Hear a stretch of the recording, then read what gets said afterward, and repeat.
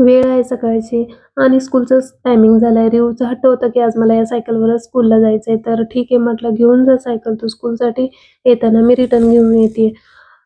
येताना रिटर्न घेऊन आली सायकल आणि त्या दिवशी रिऊ चेस खेळत होता, तेव्हा हा पार्ट मिसिंग झाला होता. त्याच्या दादाला आम्ही सांगितलं नव्हतं, कारण की तो तो ओरडेल आम्हाला खूप म्हणून, कारण की त्याचा खूप जीव आहे चेस आणि ते खेळण्यासाठी तो खूप आतुर असतो नेहमीच.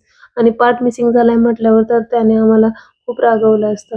घरातली सर्व कामं मी आवरली. पहिल्यांदा फटाफट आवरून घेतली आणि मला आज करायचं होतं. मग मी ठरवलं चला आता आपण पटकन प्रोजेक्ट करून घेऊया, म्हणजे ईशानलाही सरप्राईज देता येईल. जेव्हा तो स्कूलवरून येईल तेव्हा हॅपी होईल. म्हणून फटाफट मी प्रोजेक्ट तयार करायला घेतला. पण माझ्याकडं ना मार्किंगसाठी किंवा काही नंबरिंग करण्यासाठी पेन पाहिजे होता मला ब्लॅक कलरचा. म्हणून शॉपला गेली. शॉपमध्ये तर मला पेन मिळाला नाही. पण भलत्याच गोष्टी घेऊन आले. नेहमीच काही ना काही ॲक्टिव्हिटी म्हणा किंवा प्रोजेक्ट म्हणा चालूच असतं इशू आणि रिव्ह्यूचं, म्हणून माझ्याकडे पेपर अवेलेबल होते. त्याच पेपरमध्ये मी स्टार्ट करायला घेतला प्रोजेक्ट. रिव्ह्यू येईपर्यंत बऱ्यापैकी प्रोजेक्ट करायचा असं माझं टार्गेट होतंच.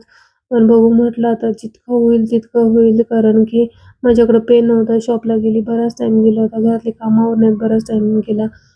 रिव्ह्यूला घेऊन आले आणि रिव्ह्यू तर रुसलेलाच होता. कसं की त्याचा स्टार ऑफ द वीकचा बॅच त्याच्याकडून तुटला होता आणि त्याचा हट्ट होता की मम्मा मला तो करूनच पाहिजे. म्हणून ग्लिटर पेपर ऑलरेडी माझ्याकडे होताच. त्याचंच मी स्टार्ट केलं. इशूचा प्रोजेक्ट सोडला आणि इशूचंच करायला घेतलं. हातातली कामं सोडून मुलांचा हट्ट पुरवण्यासाठी त्यांच्या मागेच धावावं लागतं. मग करायला गेली तर स्टार काही जमेना, काही केलं व्यवस्थित शेप होईना. कसंबसं मी त्याला अरेंज केलं. कसं तरी रेडी करण्याचा प्रयत्न करत होते. मध्येच रिऊची इकडं जी चालली ना ती लुडबुड सुरूच होती. त्याला पण पेंटिंग करायचं होतं, कलरिंग करायचं होतं. काही ना काही त्याचं चालूच असतं. मम्मा करतीये मग मी का शांत बसू? असं त्याचं नेहमीच असतं. स्टार ऑफ द वीकचा हा बॅच रेडी झालाय आणि रिऊची पहा तिकडे पेंटिंग. आज शेव बनवायची होती म्हणजे चिवडा. त्यासाठी मी लसूण आणि खोबरं चिरून घेतलं, व्यवस्थित परतून घेतलं आणि त्यानंतर झाली ईशानला घ्यायला जायची वेळ. पण पाऊस बाहेर भरपूर पडत होता. मला इशूचे एक्सप्रेशन रेकॉर्ड करायचे होते, म्हणून मी त्याला प्रोजेक्ट दाखवला आणि पाहता क्षणी त्याने मला मिठी मारली की मम्मा छान झालाय प्रोजेक्ट. आणि त्याची एक्साइटमेंट होती की कसा बनवलाय, काय बनवलंय मम्मा, याच्यात काय आहे, कसं एक्सप्लेन करायचं.